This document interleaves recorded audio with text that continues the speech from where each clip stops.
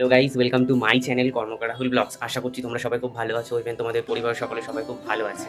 তো আজকে হলো রোববার আর আজকে ফ্রেন্ডশিপ ডে। তো সব বন্ধুদেরকে জানাই অনেক অনেক ভালোবাসা, শুভেচ্ছা, সবাই যেন খুব ভালো থাকে। তো আজকে যাব নতুন একটি জায়গার খোঁজে, সেটা হলো মেট ক্যাফে হল। তোমরা সবাই খুব ভালো করে জানো হাওড়ার মিলেনিয়াম পার্কের অপোজিটে রয়েছে মেট ক্যাফে হল, যেটা ছোট্ট একটি কলকাতা নামে পরিচিত সবার মুখে মুখে। তো আজকে সেই জায়গাটাই যাব, কী করে যাব, কীভাবে যাব, সেগুলো সব তোমাদের সাথে শেয়ার করব। তো তোমরা ততক্ষণ দেখতে থাকো। তো চলো, এখন বেজে গেছে 12:30, তো একটু পরেই বেরাবো। তো চলো যাওয়া যাক। আজ আমি তোমাদের নিয়ে যাব পুরনো কলকাতার একটা ঐতিহাসিক জায়গা, যার নাম মেট ক্যাফে হল। এখানে যেতে গেলে প্রথমে আমি চলে গেছিলাম দমদম। দমদম থেকে বিবাদীবাগের একটা ট্রেন ধরে সোজা পৌঁছে যাই বিবাদীবাগ। তারপর ওখান থেকে নেমে রাইটার্স বিল্ডিংয়ের সামনে থেকে একটুখানি হাঁটতে হাঁটতে দুটো সিগন্যাল ক্রস করে পৌঁছে যাই আমরা মেট ক্যাফে হলে।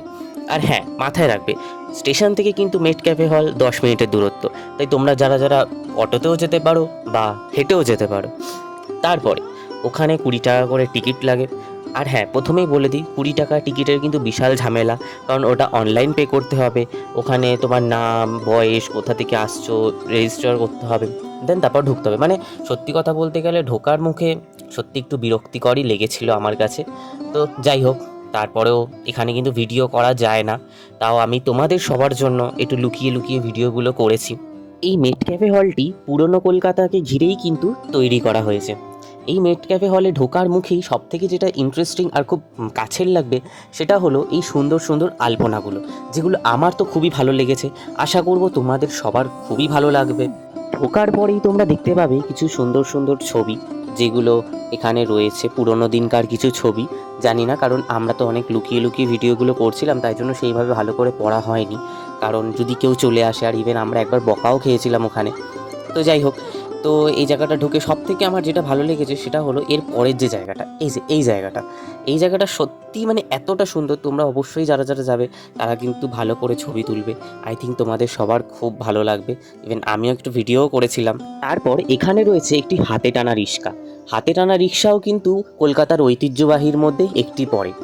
এরপরে রয়েছে বিভিন্ন খুব সুন্দর সুন্দর ছায়াছবি, যেগুলো সিঁড়িতে রয়েছে বা সিঁড়ি থেকে ওপরে উঠে গেলেও তোমরা দেখতে পাবে, সিঁড়ির নিচেও দেখতে পাবে। উত্তম কুমার, সুচিত্রা সেনেরও খুব সুন্দর সুন্দর কিছু ফটোগ্রাফস রয়েছে, যেন মনে হচ্ছে কোনো একটা এক্সিবিশনে এসেছি। তোমরা যারা যারা ছবি তুলতে ভালোবাসো তারা কিন্তু অবশ্যই এখানে গিয়ে ছবি টবি তুলো, কারণ তোমাদের কিন্তু সবার খুব ভালো লাগবে। কারণ এখানে রয়েছে পুরোনো দিনকার পালতোলা নৌকা, যেটা কিন্তু কলকাতার একটি ঐতিহ্যবাহীর মধ্যে আরেকটি পড়ে। আর এখানে রয়েছে লেটার বক্স, যেগুলো কিন্তু আজকে হোয়াটসঅ্যাপ ফেসবুকের যুগে আমরা কিন্তু একদম পুরো ভুলেই গেছি। আর এখানে রয়েছে একটি বিশাল বড় টোপর পোল। বাঙালিদের বিয়ে নিয়ে তো তোমাদের সত্যি কিছু বলার নেই, কতটা ঐতিহ্যবাহী আর কতটা স্পেশাল সেটা তোমরা নিজেরা সবাই খুব ভালো করে জানো। এখানে কিছু নামি দামি ফটোগ্রাফস রয়েছে। আর রয়েছে হলো মা দুর্গা। কলকাতার পুজো মানেই তো দুর্গা পুজো, সেটা তোমরা সবাই খুবই ভালো করে জানো। তোমরা যদি পুরনো কলকাতাকে আবার নতুন করে চিনতে চাও, তাহলে কিন্তু তোমরা পৌঁছে যেও মেট ক্যাফে হলে, যেটা খোলা থাকে সকাল 10টা থেকে সন্ধ্যে 6টা পর্যন্ত। আমরা একটু আগে মেট ক্যাফে হল ঘুরলাম। তো মেট ক্যাফে হলে সেইভাবে ভেতরে ভিডিও করা একদমই যাবে না, কারণ ভেতরে কিন্তু প্রচুর রেস্ট্রিকশন আছে যাতে ভিডিও করা না যায়। কিন্তু আমি তাও তোমাদের জন্য মানে লুকিয়ে লুকিয়ে তাও ভিডিও করেছি।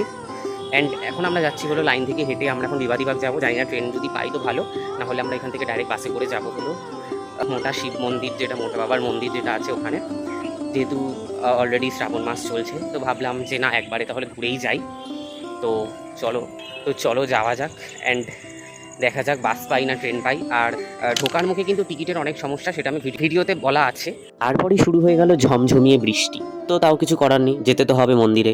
নেমে গেছি, দেন এখান থেকে হেঁটে হেঁটে যাচ্ছি হলো আমরা ওই মোটা বাবার মন্দিরের দিকে। তো দেখা যাক।